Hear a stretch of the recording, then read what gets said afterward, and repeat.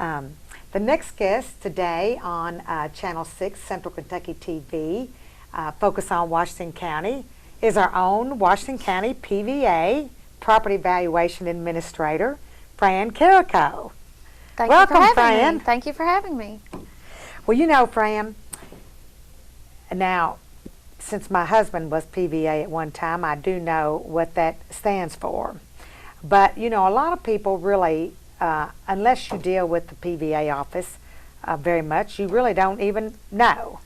So it's Property Valuation Administrator. That's correct. In other states, they would be called assessors or some other title like that. But in Kentucky, they are PVAs. Yeah. And so tell me, Fran, what does the PVA do? Well, we have a PVA in every county in Kentucky, and they do the assessing of the residential, commercial, industrial, and farm property for that county. And then those assessments are then transferred into your property tax bills. We also take care of all the tangible filings for businesses, such as their inventory, equipment, and those type things. Those are all filed through our office. And then some Because those are taxable too, aren't they? They are. That's called, what are those tangible property? Those are the tangibles. Mm-hmm. And then other things we do with vehicles, make sure that they are in the right taxing district. For example, since you live in the city of Springfield, they would need to be in the Springfield district and not the county district to make sure that you're paying the correct taxes. And then in turn, if... in other words, my city and my county tax. That's right. That's correct. I think I'm going to move out to the county. So you would save a little bit of money, but you would lose some services as well. Yes. So, and so you make sure of that. Okay, then, now, as a result, then people's properties and tangible property are assessed. Mm-hmm. And that sounds pretty complicated, Fran. It's not that complicated. We are not a very popular office because what we do does determine the amount of taxes an individual might have to pay. So we're sometimes not always welcomed with open arms to look at people's property. But really, you follow the market. Our job is not as detailed as an appraiser because we don't go in the homes. So we're really just doing an outside view of how the property looks, if it's changed over time, the condition and area and those types of things. So we really look at sales in the market on what comparable properties have been selling for and go by that to determine if the assessment is fair. Okay. And so how often does someone's property get assessed? Statute says once every 4 years we have to look at it.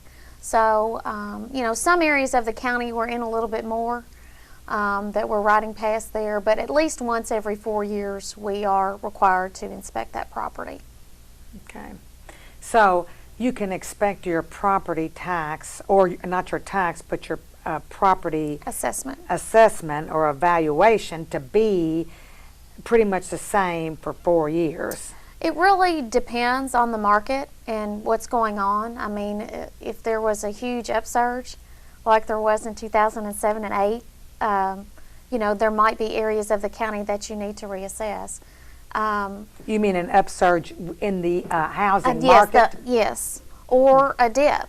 So either way, you may have to look at certain sectors of the county. The Kentucky Department of Revenue really watches everything that we do. They evaluate us annually.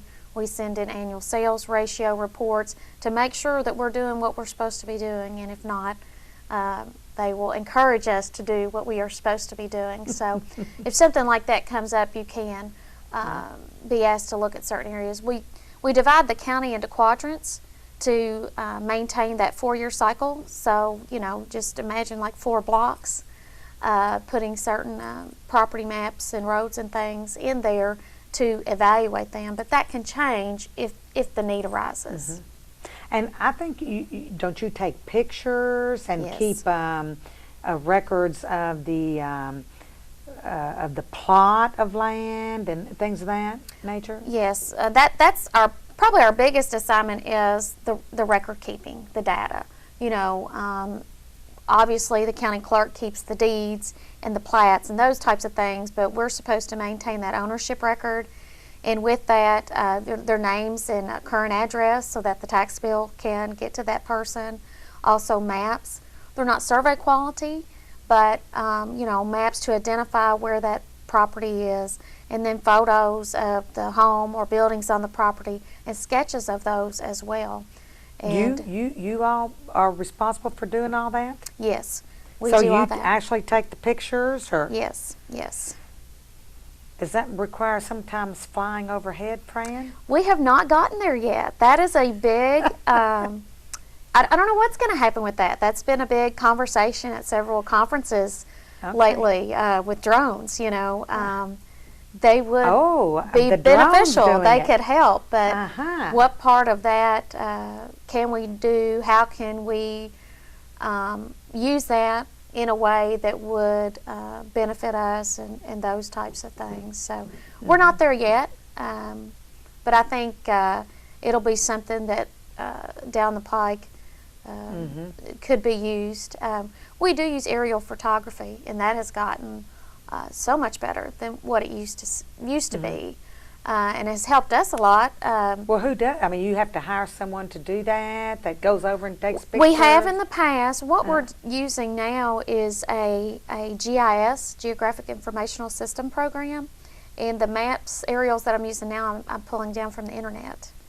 Like Google Map or we can use Google Earth and those types of things, but I saw Google Earth. My nephew from Florida sent me of my home, and it was on Google Earth, and there I was on the front porch. It hasn't been too long since I saw the car go through town. It's very identifiable with the big camera and things on top. So, yeah, they've been around here. That's pretty definitely. wild. We don't use that as much as you would think. We're looking at a broader area, but it helps a lot as we're maybe reevaluating farms to see if barns are still standing. Especially since the tobacco industry has really almost gone away in this county, to see if those structures are still there and those types of things. So that really helps us with a lot of those types of things.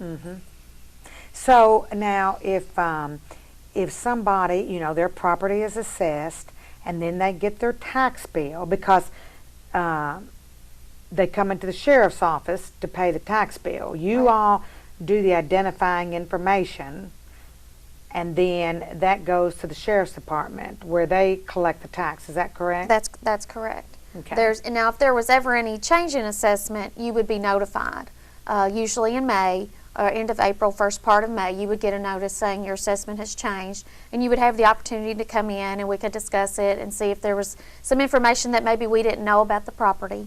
And then after that point, it's usually around July, that all our numbers are certified by the Department of Revenue. And then after that, they can be sent to the Sheriff's Department, actually to our software company that helps to create those tax bills once all the taxing districts have set their rate. Oh, okay. And so if someone was dissatisfied, you sent them this notice that this is the assessment value of your property, they can come in and see you to discuss that. And then if they're not satisfied, then what? Then there is a local board of tax appeals that meets usually sometime in June, and you can go before. It's a 3-person panel to present your case and see what they find.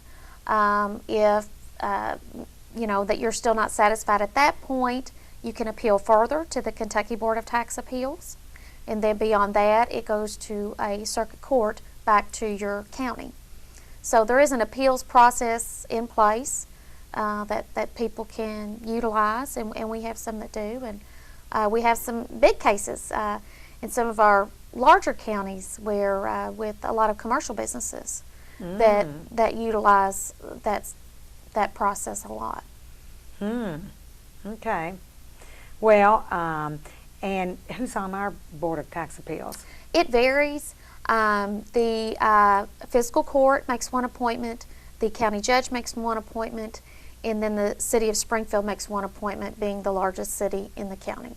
So they have different staggering terms. Usually one goes off every year. So usually try to find someone, they would try to find someone, I should say, with some kind of background. It may be real estate or insurance, where you would know maybe something about the values of homes, or appraisal is also great. So someone with some knowledge of what a property should be worth. How you should be, Mm-hmm. yeah. Okay.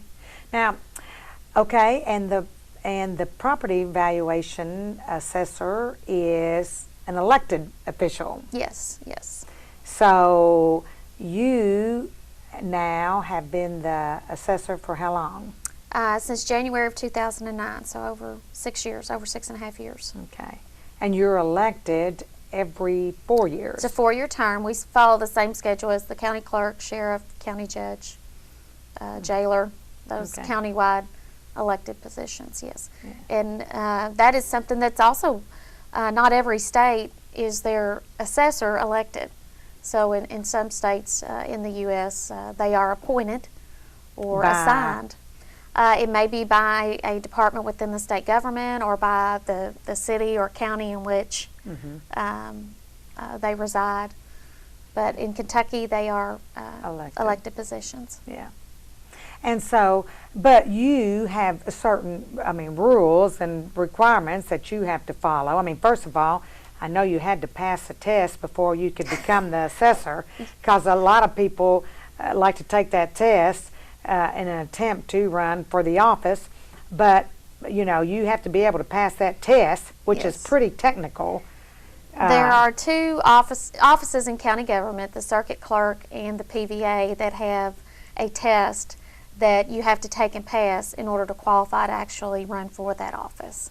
Yeah. So that's correct. So you have to have some knowledge of those things. You just can't simply be elected. That's And correct. once you're in that position, you have to go through certain certifications and trainings throughout your Yes, the Department tenure. of Revenue has an educational program. Most county offices do have some type of training, but they have a Certified Kentucky Assessor program and a Senior Kentucky Assessor program, which is based on years of experience and a certain class schedule that you take. So myself and all my 3 deputies in my office are all Senior Kentucky Assessors, so we've taken the classes to attain that certification. And then as a county elected official, we're required to take 40 hours of, I call them continuing ed, every year to keep abreast of everything that's going on and changes, and make sure we're doing what we're supposed to be doing. Yeah, yeah. So you just don't get to sit back in that office, do you? Not very You've often.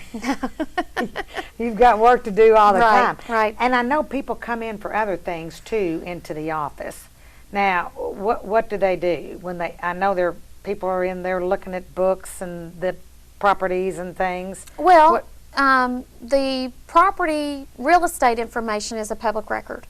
So we have people that come in if they're looking to buy property or sell property, to look at our recent sales.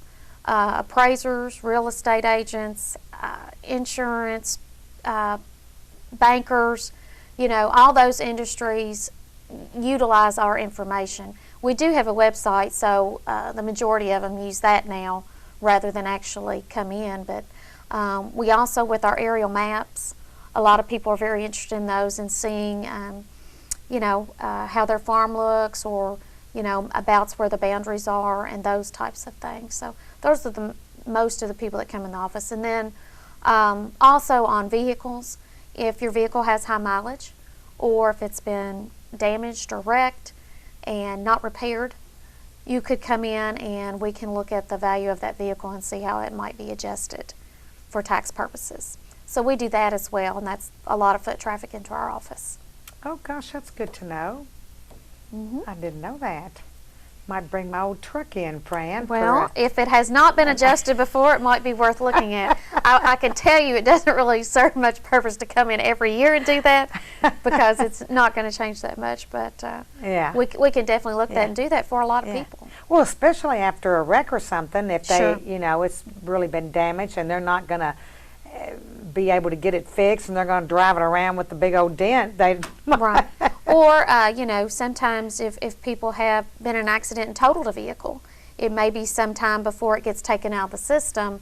So as long as we have proof that the vehicle's been off the road, then we may have to do something with those taxes for that year. So sometimes you that can happens. adjust that. Okay. Well, Or can you, I mean, we have to keep in mind that the assessment date is January 1st, but sometimes those things linger on for a couple years and stay in the system because they were never maybe taken to the junkyard and actually taken out of the system. okay. So, well, gosh, that's good information. And then, and you have 3 deputies there, so they're available to help.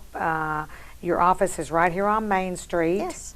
And what's that address? 120 East Main Street. We are next to the new Judicial Center. Okay.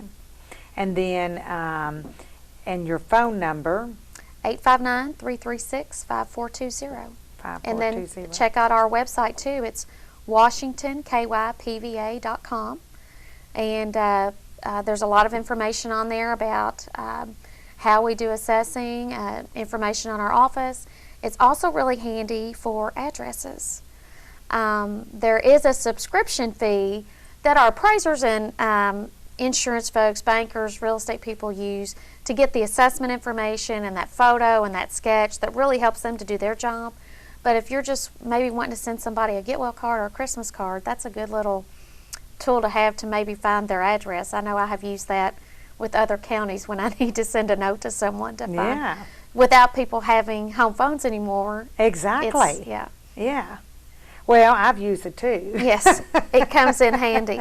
Which I learned from you. Yes. So, because like you say, there's nobody has home phone numbers anymore, so you can't look up their address in the phone book.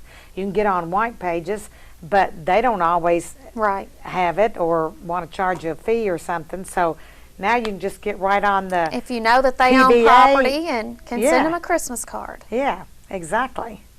So is there anything else, Fran, that we should know about your office? We have an office vehicle. It is a 2002 Ford Explorer with our big logo on the side. So if you see us coming, don't be afraid.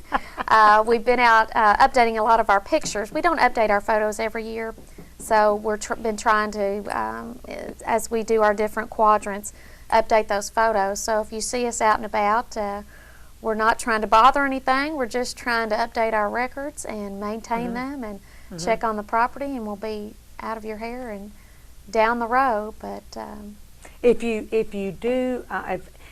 do go out and you are appraising or assessing, do you notify the homeowner that you're coming, or do you just kind of randomly? Not typically. We have maybe a couple that have asked if they were building something to let them know when we were coming. Maybe they had a locked gate and they would let us onto the property to do the measurements and take a photo. But normally we're just, most photos you can see from the road, most property, and kind of update your photo and look to see if there have been any changes or updates, or if the property has maybe gone down in value, just not been cared for well. So, So, gosh, so Fran, I know that when Mike was PVA, that you run into, you have to be careful out there too. Sometimes I know he had been bitten by a dog, or run into, like say locked gates, and especially when you get out into the county. Yes, we have a lot of locked gates, and a lot of times we'll send a property owner a letter, and to ask, if anything's been changed or updated, and we get a pretty good response from those. But you, pretty much, if you pull up and if the dog's tail's wagging, you're going to be okay. But if the dog's tail's not wagging, you might stay in the vehicle.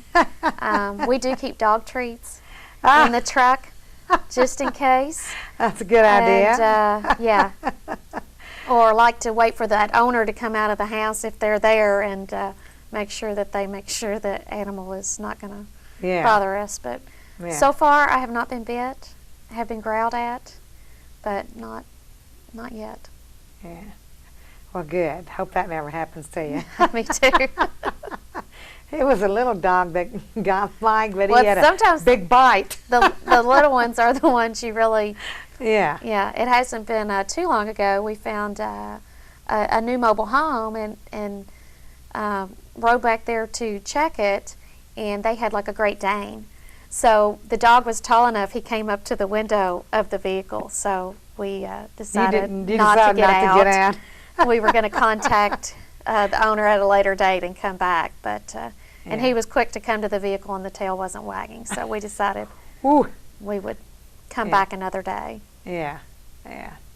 Well, I appreciate you being on here today. problem. And, you know, we need our PVA office, and I know you all do a good job, and you're right here on Main Street and available to people. And I know if you're, you know, if you're looking to buy property, it's a good place. Say, you know, we've got all these new people coming to our city and our county. Right. And I'm excited about that, and I hope they'll come into town and buy some existing properties. And you know, you can get them at a reasonable price, and then you can upgrade them. And but they can just come into your office and look at those records and what its value is, and go from there. That's right. We'd be glad to help them. Our door's always open Monday through Friday, 8 to 4:30. 8 to 4:30. Open during 12 to 1 too? Yes. Very good. Yes. All right. Well, thank you, Fran, for Thank being you, here. Lisa. Appreciate it.